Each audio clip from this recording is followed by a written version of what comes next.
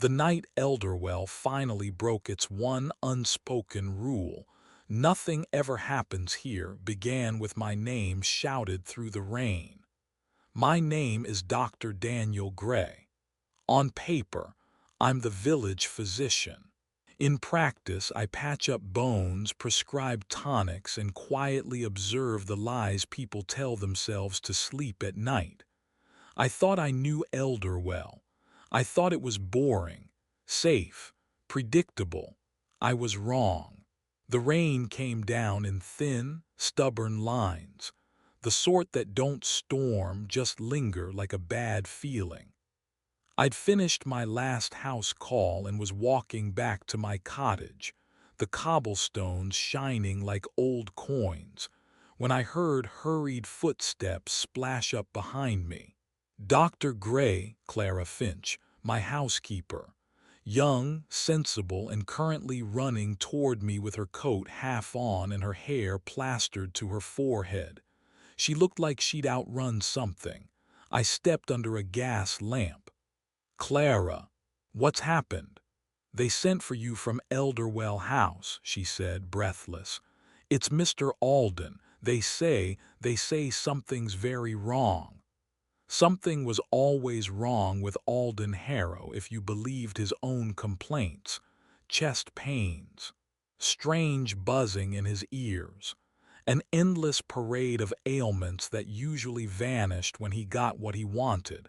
But Clara's face told me this wasn't another performance. "Who brought the message?" I asked.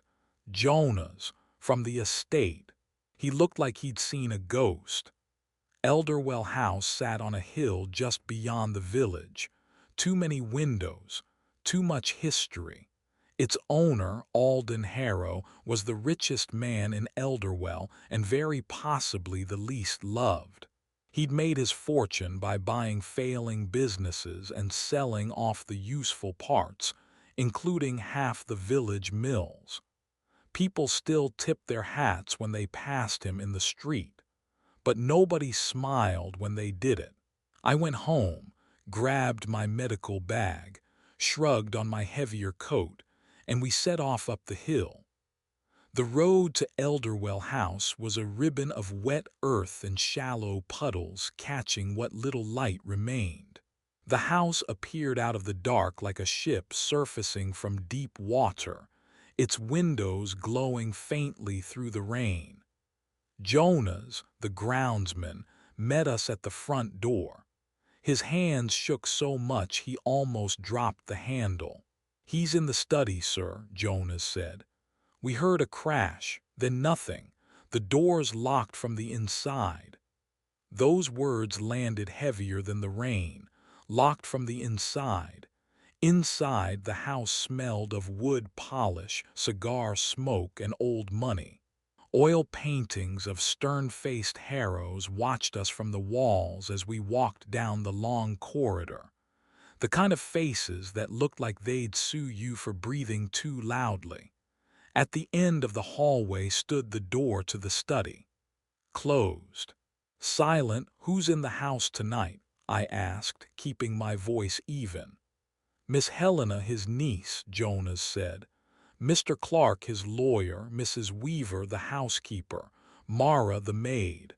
We were all downstairs when we heard the noise." Clara hovered behind me as I stepped up to the door. "Mr. Harrow," I called. "It's Dr. Gray." No answer, no movement. "Did you try to break it down?" I asked. Jonas nodded. "Wouldn't move. Feels jammed. The window's locked from the inside, too. We checked from outside." I gripped the brass handle. As promised, it held firm. I set my shoulder against the wood and pushed with the quiet, growing certainty that this night wasn't going to belong to medicine at all. Something cracked, old wood, old paint, or the thin line between Elderwell's calm and the truth underneath it. The door gave way with a reluctant groan. The study was dim, fire dying in the grate, bookshelves lined with expensive dust. papers scattered across the desk as if someone had been interrupted mid-sentence. And in the leather armchair facing the fireplace sat Alden Harrow. "Mr. Harrow," I said carefully. He didn't answer. I walked around the chair. His eyes were open, his mouth frozen in a small, startled O.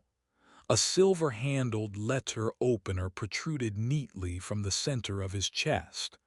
Behind me, Clara gasped. Elderwell, the village where nothing ever happened, had just lost its favorite lie. And I had just walked into the kind of story people usually only hear on nights like this, listening to channels like Whisper Theory. Some deaths arrive with noise and chaos. This one arrived with a strange, suffocating stillness. I leaned in, two fingers reaching automatically for Alden Harrow's throat, though I already knew what I'd find. Cold skin, no pulse, no breath. "Alden Harrow is dead," I said quietly. Clara stayed in the doorway, one hand clamped over her mouth. Jonas hovered behind her, pale and rigid, as if moving might somehow make this more real. "How long ago did you hear the crash?" I asked. 20 minutes, maybe less," Jonas said. "I was in the kitchen. Sounded like something heavy fell. When we ran up, the door was locked. Mr. Clark said we shouldn't break it down until you came. Of course he did. Lawyers like things untouched, death included. I took in the room more carefully. The window on the far wall was shut tight, latch firmly in place. The fire had burned low but not out. A glass of amber liquid sat on a small table beside Harrow's chair, still full. On the desk lay an open ledger, a fountain pen resting where it had been put down, and a sealed envelope. 3 words were written neatly on it in Alden's hand: "To be opened in the event of my death." A chill climbed my spine from the inside. I decided to pretend I hadn't seen it. Not yet. "Has anyone been inside this room since the crash?" I asked Jonas. "No, sir," he said. "We all came up together. We all saw the door wouldn't open. We stayed in the hall until you got here." "All of you, the entire time?" "Yes." "Mrs. Weaver made tea. Mr. Clark kept saying this would complicate matters." I believed that. Death always complicates paperwork. I studied the body again. The letter opener had been driven in cleanly, right into the heart. No sign of a struggle. No overturned furniture except a small side table on the far side of the room, lying on its side like an afterthought. It didn't look like a fight. It looked arranged. Someone had managed to kill Alden Harrow in a locked room and leave no obvious way in or out. No broken window. No secret panel visibly ajar. Just a dead man and a bad weapon with good aim.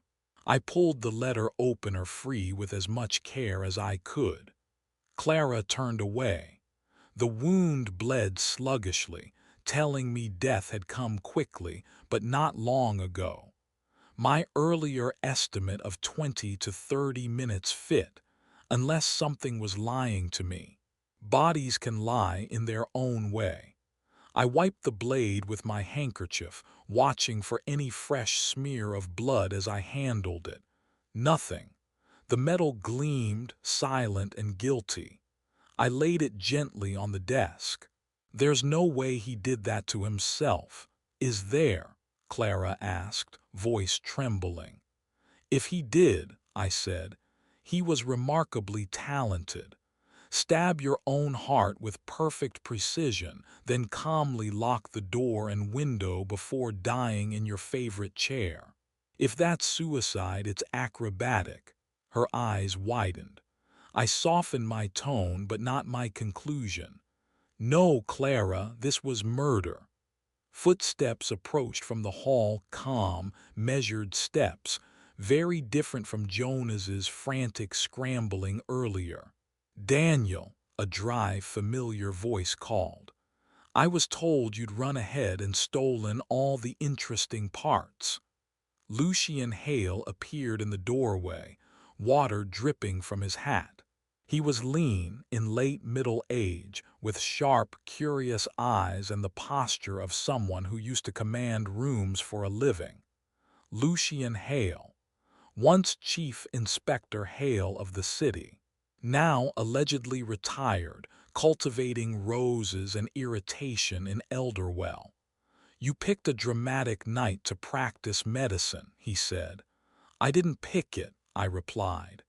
"It was already stabbed when I arrived."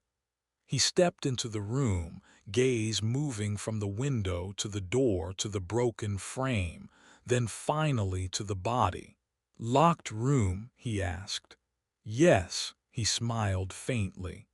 "A classic, all right, Dr. Gray. Until the constable hauls himself up this hill, we might as well start. Gather the household. I want to hear what the living have to say about the dead man in the sealed room." As I turned to leave, a heavy thought settled in my chest. I wasn't just treating a patient anymore. I was stepping into a story that wouldn't let me stay neutral. And if you've ever listened to a locked room mystery on Whisper Theory, you already know this. In stories like these, the person who finds the body never walks away untouched.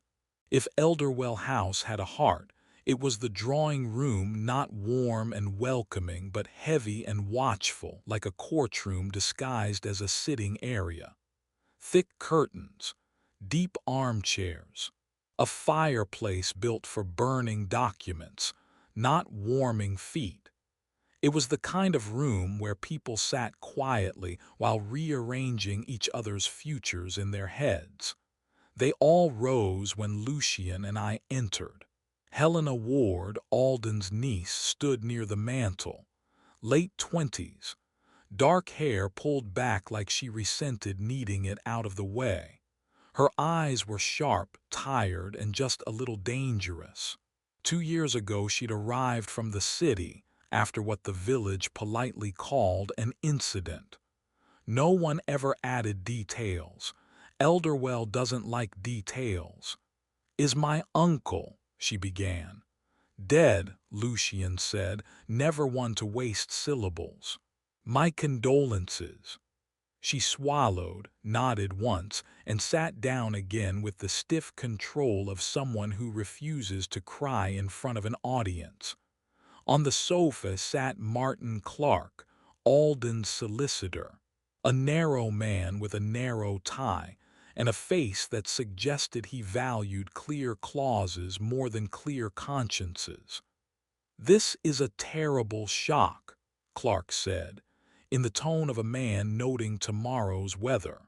Near the window stood Mara, the maid, twisting her apron in her hands, and Mrs. Weaver, the veteran housekeeper. Mrs. Weaver had the air of someone who might scold death for arriving without wiping its feet.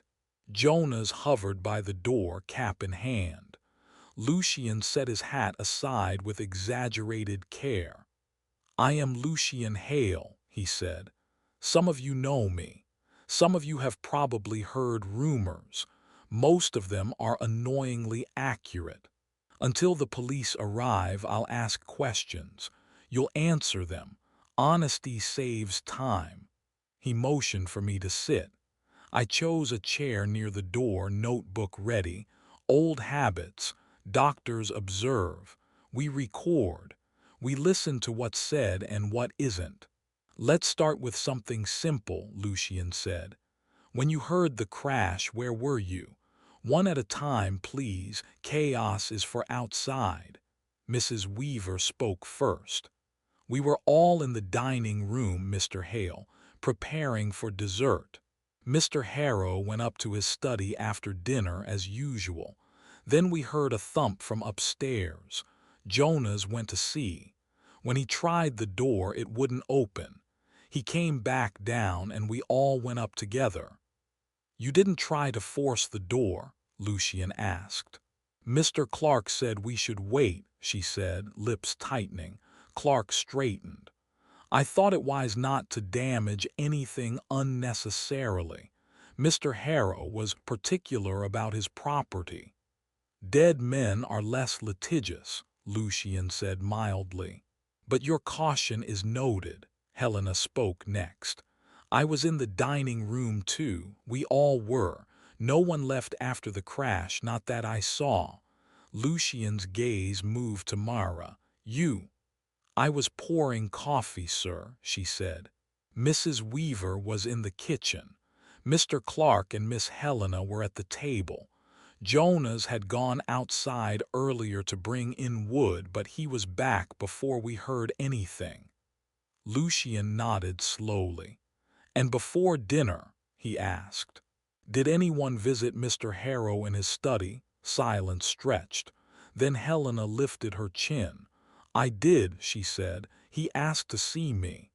Why? Lucian asked.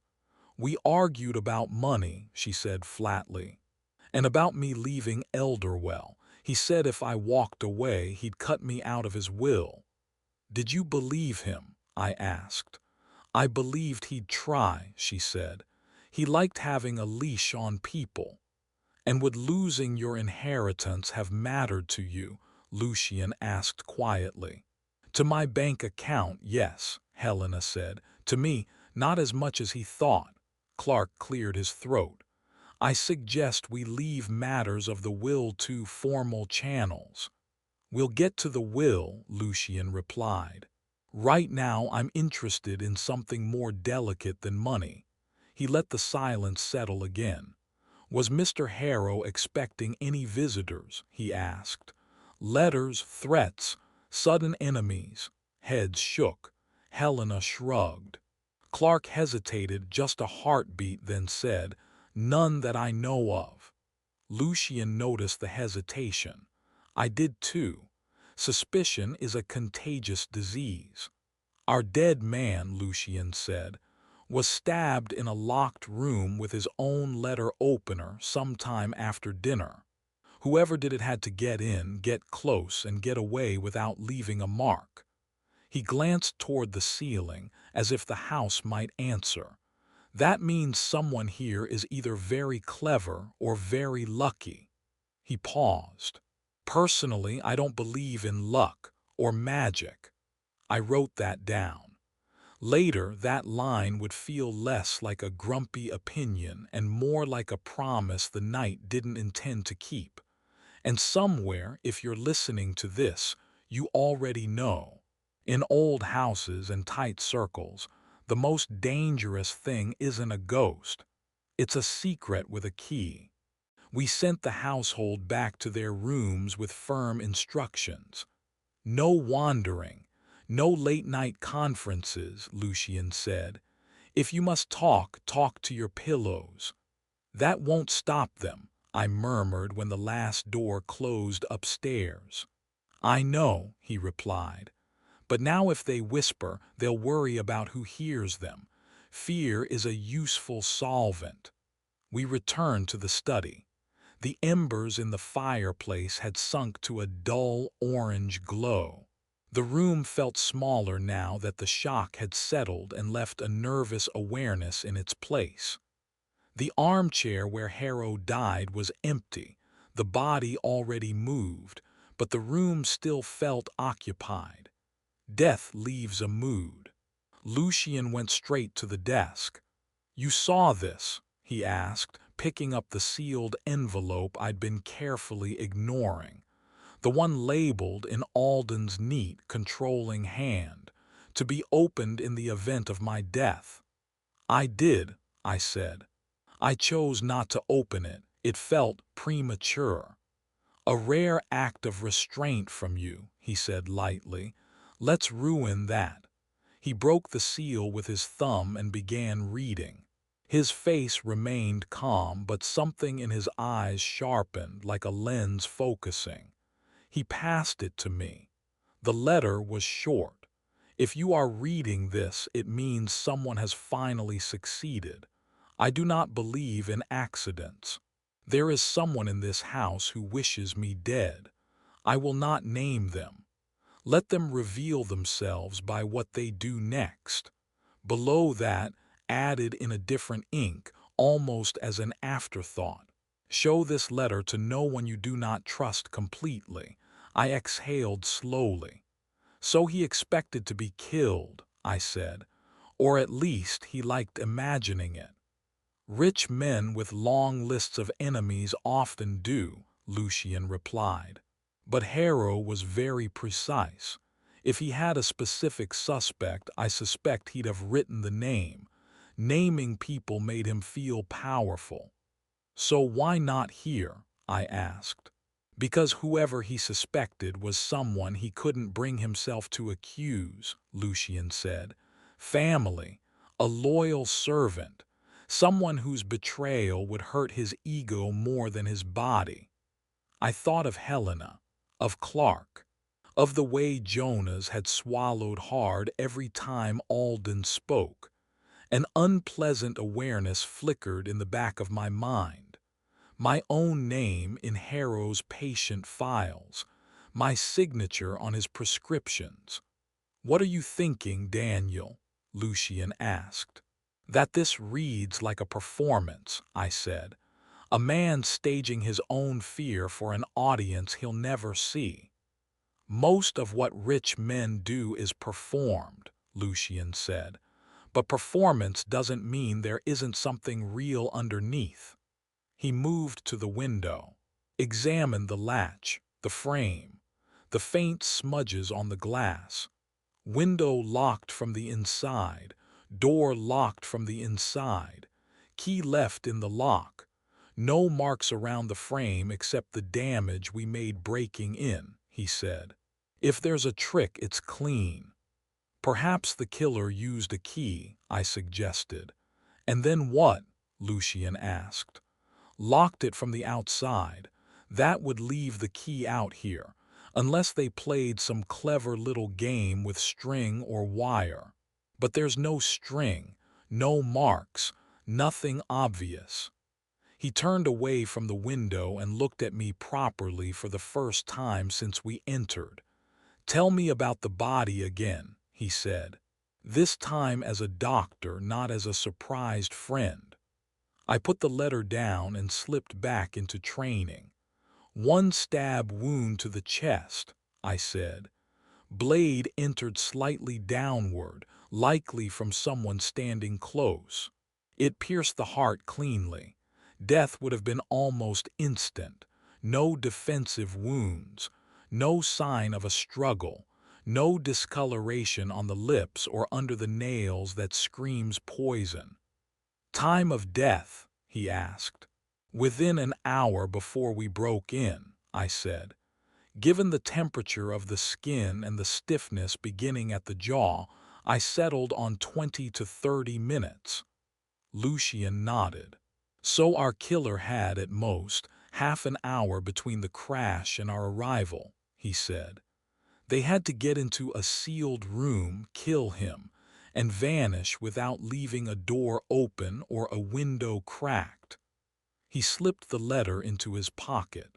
"What are you going to do with that?" I asked. "For now," he said, "exactly what the dead man asked. I'll show it to no one I don't trust." His eyes stayed on mine. "You," he added lightly, "aren't on that list yet, but you could be, depending on what you forget to tell me later." A small, precise chill began at the base of my spine. I told myself I had done nothing wrong. I'd keep telling myself that, until it became harder to believe than the alternative. And somewhere, if you're still listening, you already know. In a house full of secrets, the most dangerous thing you can hide isn't evidence. It's motive. By the time Sergeant Bill Carter arrived with 2 constables, it was close to midnight, and Elderwell House felt like a stage after the performance. Quiet, breathless, waiting for someone to decide whether the show was truly over. Carter was a sturdy man built for pub fights and sheep disputes, not intricate murders in expensive studies. He stared at the body, at the broken door, at the locked window, and sighed like someone who'd just been handed a puzzle with half the pieces missing. "I knew this house would be trouble one day," he muttered. "Rich folk never die tidy." Lucian walked him through everything: the timeline, the door, the witnesses, the letter. Carter listened. He might not have liked complicated things, but he respected them enough to take notes.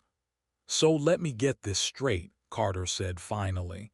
"Door was locked from inside, window shut and latched, no secret corridors.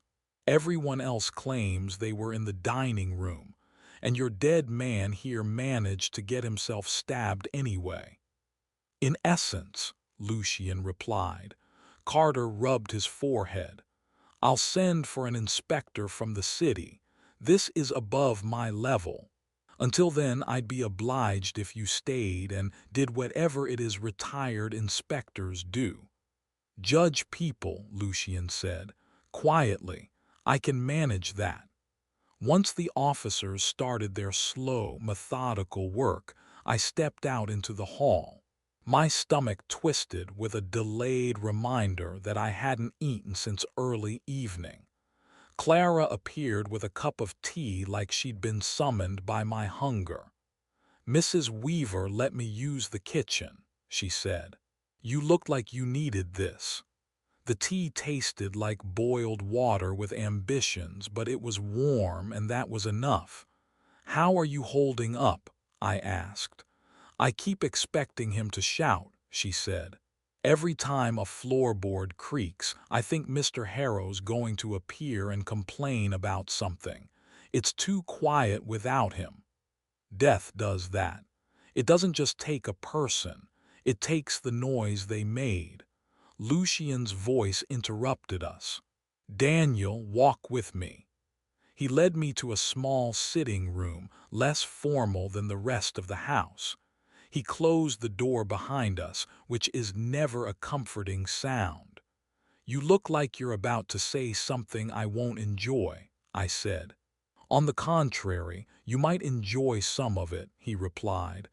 "I'm going to ask you questions, you'll answer them, and we'll see how much I like you at the end." "How official is this?" I asked. "As official as it needs to be," he said.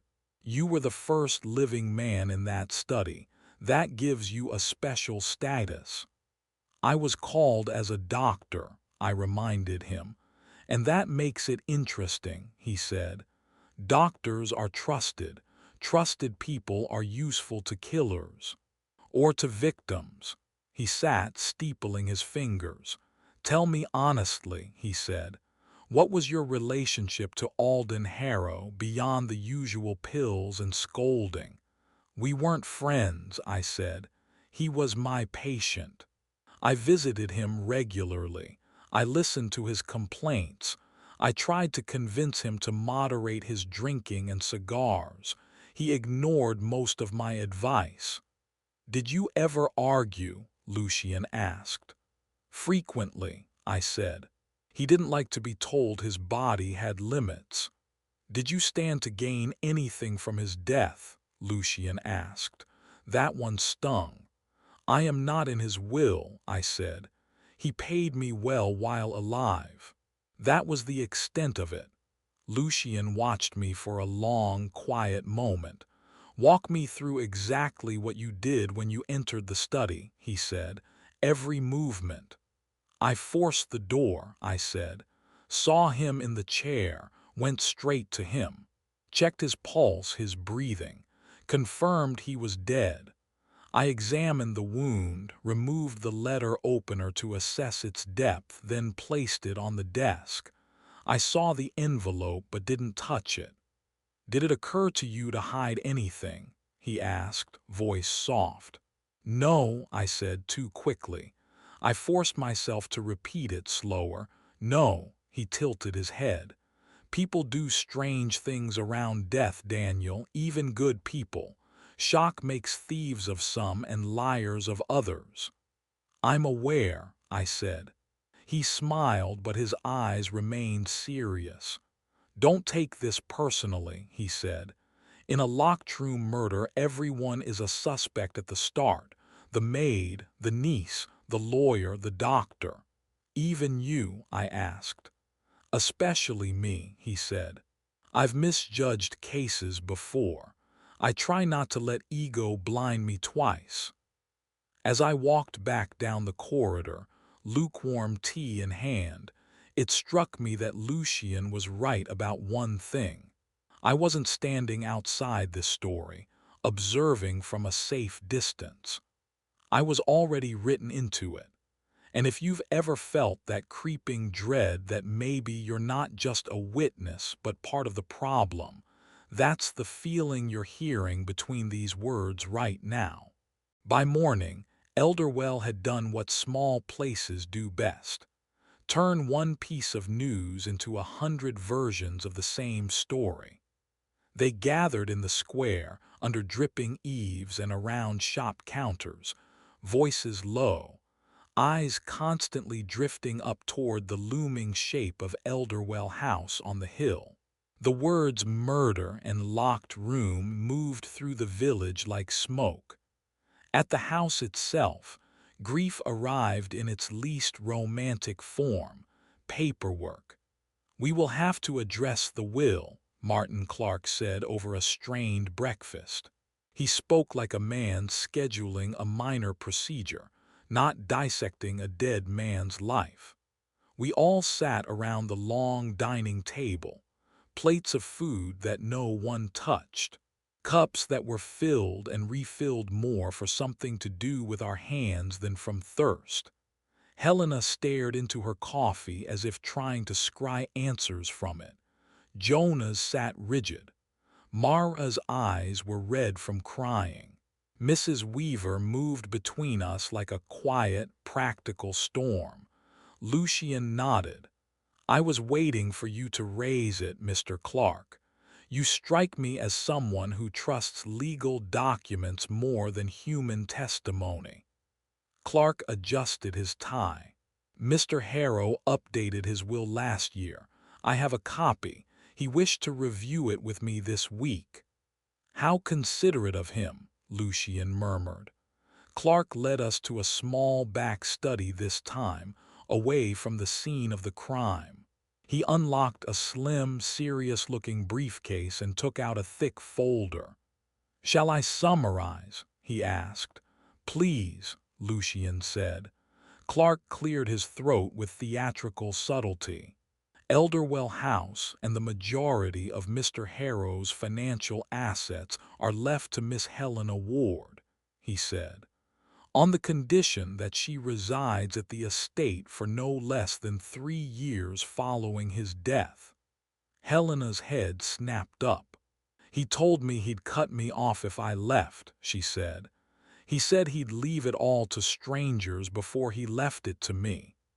"People say many things," Clark replied calmly. "What they sign is usually more important." "And if she refuses the condition?" Lucian asked. "The estate transfers to a trust administered by myself and the firm," Clark said. "Funds would be divided among certain business interests and charitable entities." "Charities?" Helena asked, incredulous. He hated charities. "Some organizations were recommended for fiscal reasons," Clark said delicately. Lucian folded his arms. "And the staff?" he asked. "Jonah's, Mrs. Weaver, Mara." "A modest amount each," Clark said, "in recognition of their service." "And you?" Lucian asked, voice mild. "Beyond your usual fees."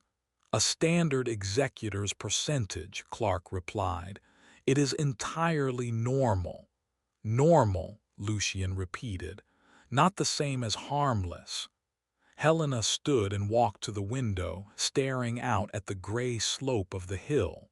So I was his prisoner while he lived, she said slowly, and his tenant after he died. Wonderful. You stand to gain the most from his death, Lucian said.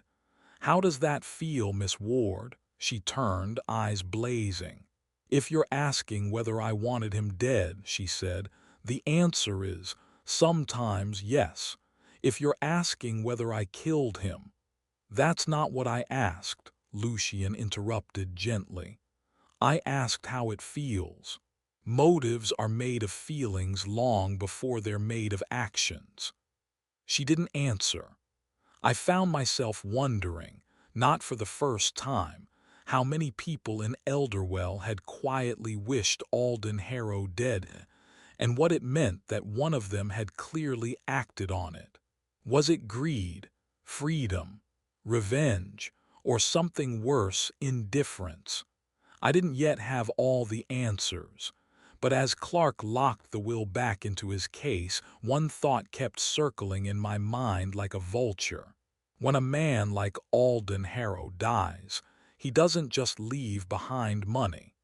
He leaves behind a list of people with something to gain. And if you've been listening closely, you know where this is heading. In a story like this, inherited guilt weighs more than any fortune. Some murders feel like puzzles. This one felt like a story that refused to stay on its rails. The inspector from the city arrived 2 days after Alden's death, bringing the smell of cigarette smoke and the expression of a man personally offended by the countryside. Inspector Reeves, tall, gray at the temples, coat too neat for Elderwell's mud. So, he said after Lucian and Sergeant Carter finished their summary, we've got a dead rich man in a locked room. Everyone else claims they were downstairs and there are no trapdoors, no secret passages, and no helpful confessions. Exactly the sort of nonsense I was hoping to avoid. You'll manage, Lucian said. You like nonsense. It gives you something to complain about. Reeves looked at the broken study door, then at the window. Door locked from inside. Window locked. No signs of forced entry. You're sure you didn't scare him to death, Hale? If sarcasm were lethal, Lucian replied, you'd have been buried years ago. Inspector Reeves began his own round of interviews. He took nothing for granted and no answer at face value. Helena endured his questions tightly. Clark answered like a man giving testimony to a tax audit. Jonas stumbled, apologizing even when he hadn't been accused. Mara cried. Mrs. Weaver did not. I spent that afternoon back at my surgery, listening to the other side of the story, the village. In a doctor's office, people talk. They tell you about their pains, then about their neighbors. Did you hear? Mrs. Partridge said as I wrapped a bandage. They say Mr. Harrow's ghost is stomping around that house. Serves him right after what he did to old Wilkes and that land.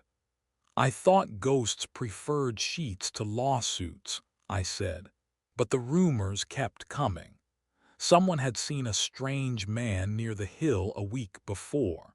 Someone else claimed they'd heard shouting nights earlier. A shopkeeper swore Alden had received a letter from the city that left him shaking with rage.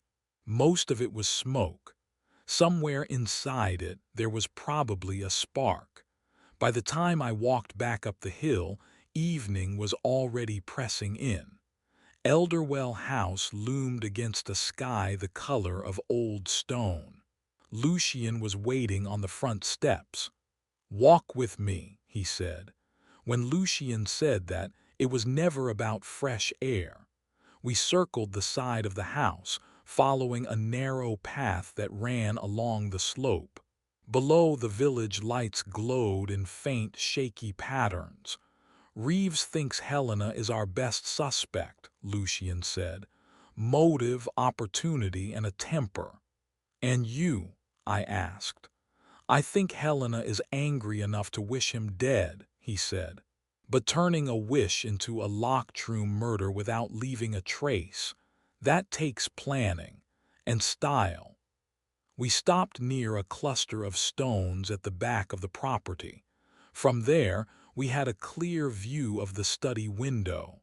Lucian nodded toward the ground. "Look, footprints, faint but visible in the damp earth, leading up toward the rear of the house, toward the very wall beneath Alden's study. Found them this morning," Lucian said. "Fresh on the day of the murder. No clear tread, but definitely one person. They came up the hill, stopped under that window, went back the way they came." "The window was locked," I said. "Yes," he replied, "which makes this more interesting, not less." He turned to me, his expression thoughtful. "Tell me, Daniel," he said, "what were you doing the afternoon before Harrow died?" I felt the question before I heard it. "I was at my practice," I said. "Appointments until late afternoon, then a visit to Mrs. Partridge, then home." "No stroll past the hill, no shortcut?" he asked. "No," I said. "Not that day." "Anyone who can confirm that?" he asked mildly. "My patients," I said. "Unless you think they all conspired with me to give me an alibi." "Unlikely," he said. "Conspiracies are messy. People are lazy." We stood there for a moment, wind scraping across the hill. "In a locked-room case," Lucian said, "everyone starts as a suspect. The niece, the lawyer, the maid, the doctor. Especially the doctor who was first at the scene." "You've said that before," I replied. "I'll keep saying it until you stop acting like a bystander," he said. He wasn't wrong. That night sleep came badly. My dreams were full of sounds that didn't fit.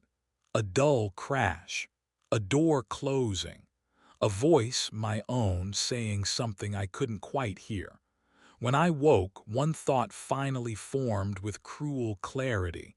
There was something I hadn't told Lucian, or Reeves, or anyone. And if you've been listening closely, you know by now, the most important part of any story isn't what's said first. It's what's delayed. People assume two things about doctors: that we stay calm, and that we always tell the truth. Calm is a skill, truth is a choice. The morning after those broken dreams, I went back to Elderwell House with a professional excuse: to check on the household. Shock and grief cause real damage. People forget to eat. They don't sleep. Old illnesses wake up. At least that's what I told myself. Inspector Reeves was in the study, standing where Alden's chair had been before it was taken away. "So this is the famous room," he said. "The stage where our victim performed his final trick." "If you're looking for a trapdoor, you're going to be disappointed," I said. "I'm always disappointed," Reeves replied. "It's why I'm good at my job." He turned to me. "Hale says you estimated time of death at roughly half an hour before the door was forced. Skin temperature, stiffness. That right?" "Yes," I said. He watched me carefully. "You didn't hear anything unusual earlier that evening? Before the crash others mentioned?" I hesitated. In truth, walking home in the rain that night, I had heard something. A distant thud that might have been a door slamming or something heavy hitting a floor. At the time, I dismissed it. The human brain loves to edit its memories after the fact. "I can't be certain," I said finally. "Rain distorts sound.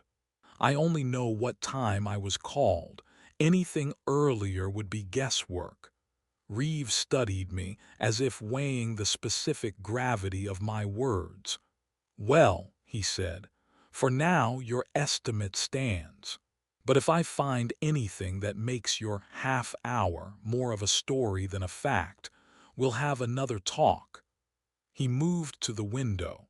"Hale is toying with a theory," he added. "Thinks your dead man may have been rehearsing his death long before he took his final blow.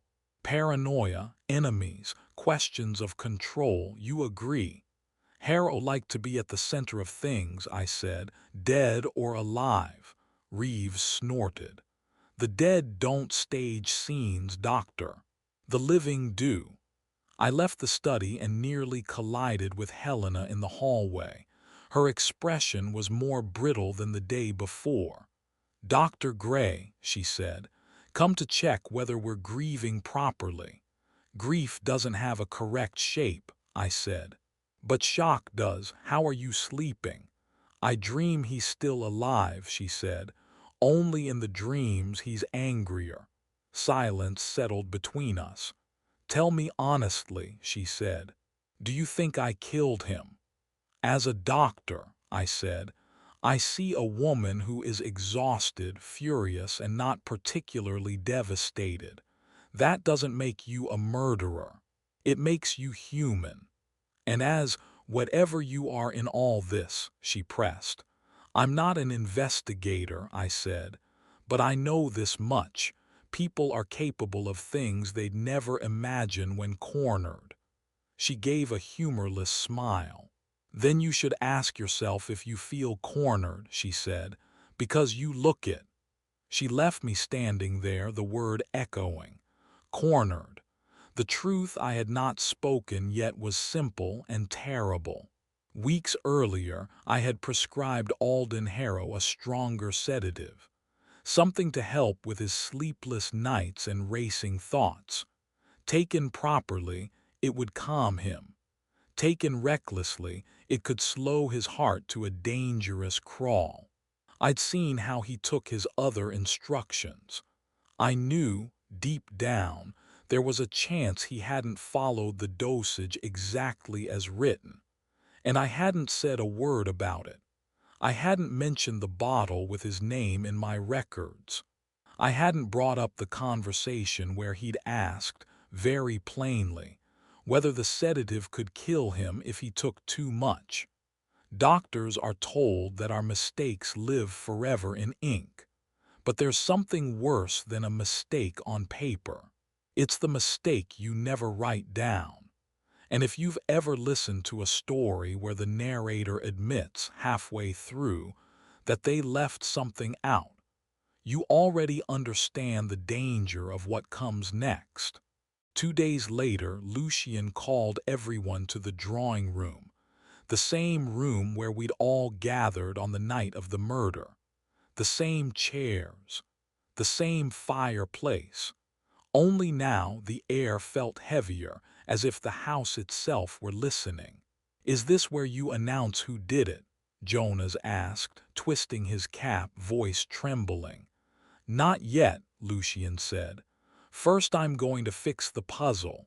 If I'm lucky, the murderer won't like the new version."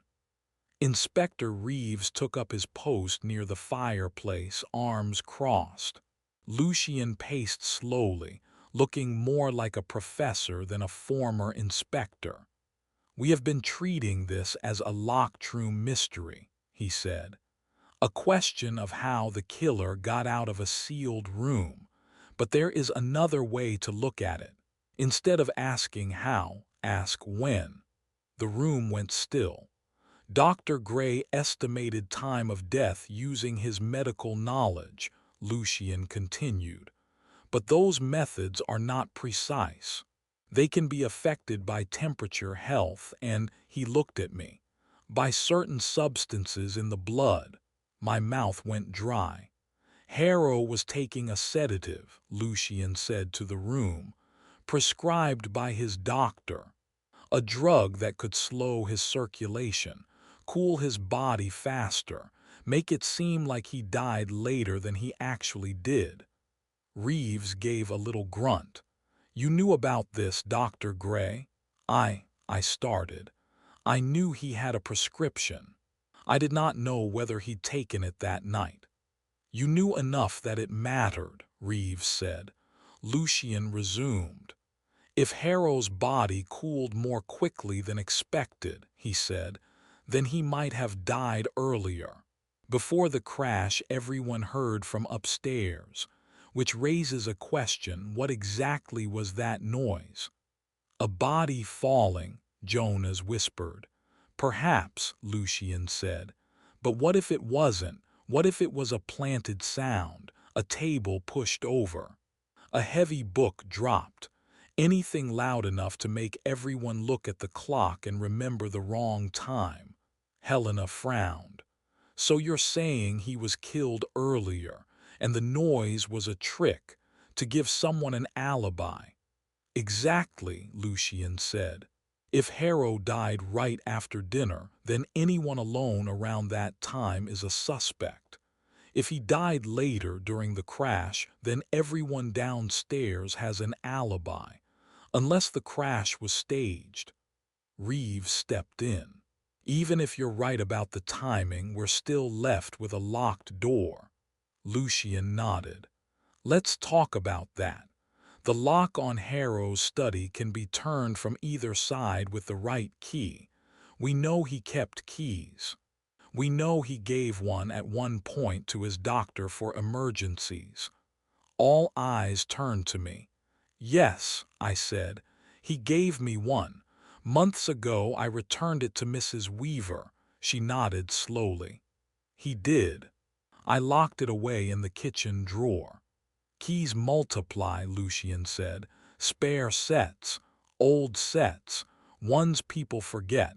But even without a spare key, there are other ways. He reached into his pocket and unfolded a handkerchief.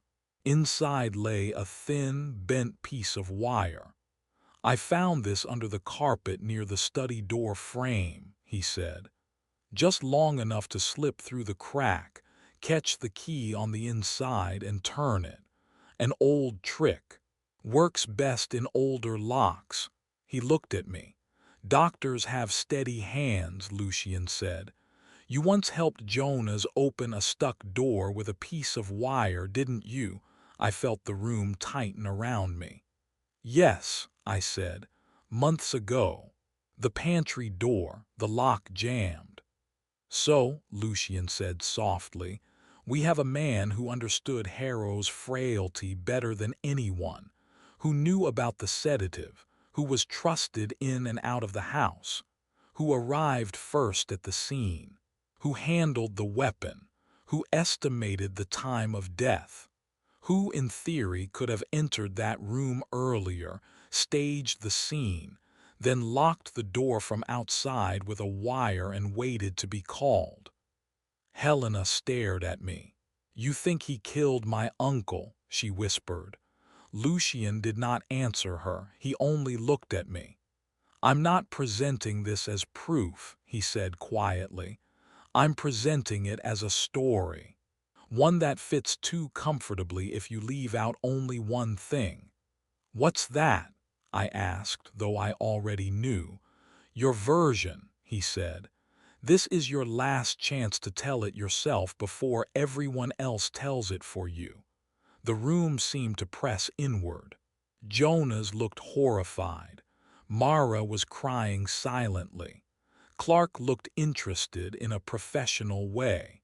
Mrs. Weaver's face had hardened into something unreadable.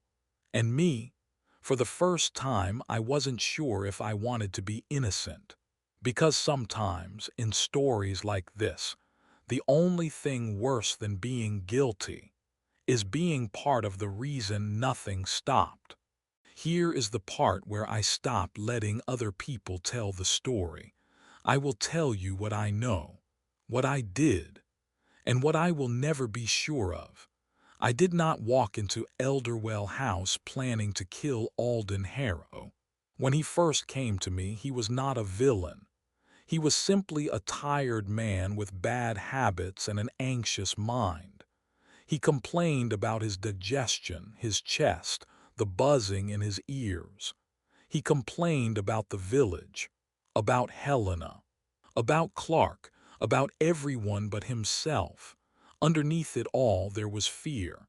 Men like me don't die in bed, he told me once, gripping my wrist. We die with knives in our backs. You could always try being someone else, I said. He laughed. He wasn't interested in redemption, only control. As his sleep worsened, I prescribed something stronger, a sedative, meant to quiet his racing mind, meant in the correct dose to help him rest. He asked me very clearly what would happen if he took too much, and I told him the truth. It could stop his heart. The night before he died, he sent me a note, not through Clara, not through Jonas, slipped under my surgery door like a secret. Come at once. Bring something stronger. When I arrived at Elderwell House, it was late. The rain had already started.